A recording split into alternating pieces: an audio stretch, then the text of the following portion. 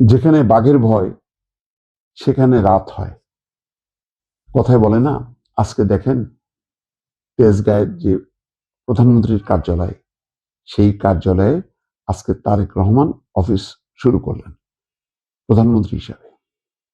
প্রধানমন্ত্রী হিসাবে ডক্টর মোহাম্মদ ইউনূসও কিন্তু বসেননি, তিনি প্রধান উপদেষ্টা হিসেবে 16 মাস বা 17 মাস বসছেন, তাও সবসময় বসেননি। তারেক রহমান প্রথম 2 দিন সচিবালয়, আর আজকে শনিবার তিনি বলছেন শনিবারও তিনি অফিস করবেন। তার মানে তিনি অনেক বেশি বেশি কাজ করবেন, এটি পরিষ্কার করলেন। তার ক্যাবিনেট, তার এমপি দল সবাইকে বললেন বেশি বেশি কাজ করতে হবে, অনেকগুলো লক্ষ্য অর্জন করতে হবে। আমি ভাবছি অন্য কথা, সেটা হলো এই প্রধানমন্ত্রীর কার্যালয়ে 16 বছর বসেছেন শেখ হাসিনা, আজকে শেখ হাসিনার চেয়ারে তারেক রহমান। এটা সহ্য করতে হচ্ছে বা দেখতে হচ্ছে দিল্লিতে বসে শেখ হাসিনাকে, শেখ হাসিনার অন্যান্য তার অনুগ্রহভাজন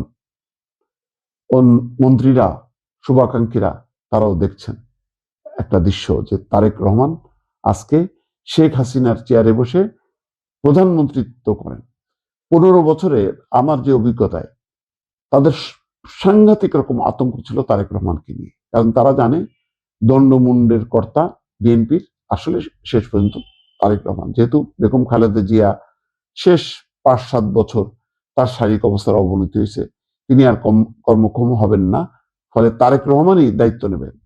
এই কারণে যে ইনস্ট্রাকশন গুলো পাওয়া যেত যে তারেক রহমানের বিরুদ্ধে সব মানে একেবারে সব সময় কঠিন ভাবে বক্তব্য রাখতে হবে, রিপোর্ট করতে হবে, বেগম খালেদা জিয়াকে ছাড় দেওয়া যাবে কিন্তু তারেক রহমানকে ছাড় দেওয়া যাবে না, এইরকম একটা মনোভাব বহুবার দেখেছি। এবং এই কারণে দেখেন ওই যে তুই তামারি করে বলা হতো, তোর যদি বুকে সাহস থাকে, শেখ হাসিনা বলতো না, তাহলে দেশে আয়, দেশে এসে আইন আদালত ফেস কর। আমাদের সুশীলরাও, তথাকথিত সুশীল সাংবাদিক বা মানুষজন, তারাও বলতো যে তারেক রহমান যদি এতই সাহসী হন বা তার অভিযোগটাকে মিথ্যা প্রমাণ করতে চান, তাহলে তিনি এসে আইনকে ফেস করেন না কেন? আরে ভাই, আইনটা তো এখানে ফাঁদ, মানে পাতা ফাঁদ।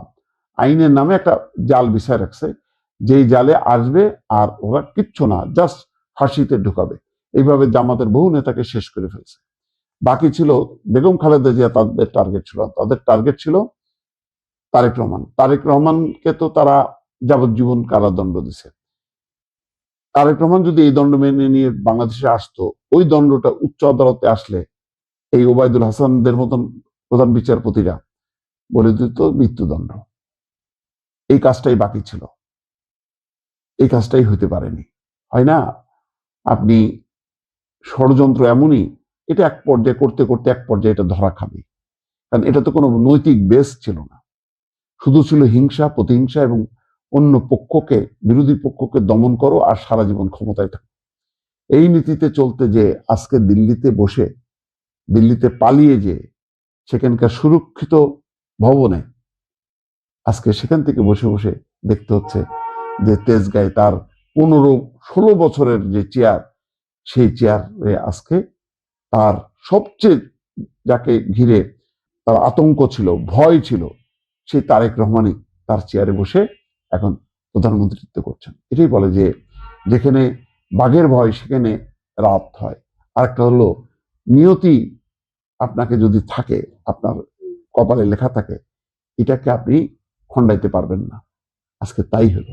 দেখেন, এটাই হচ্ছে শেখ হাসিনা যতদিন বেঁচে থাকবেন, তিনি বয়সের শেষ প্রান্তে, আর কতদিন তিনি বেঁচে থাকবেন জানি না, কিন্তু এই যে শেষ মুহূর্তগুলো তার মানে দেখতে হচ্ছে, নির্বাচন দেখলো, একটা শান্তিপূর্ণ নির্বাচন দেখলো, তারপরে বিএনপির পক্ষ থেকে তারেক রহমানের ক্ষমতা গ্রহণ এবং প্রধানমন্ত্রিত্ব তাকে দেখতে হলো।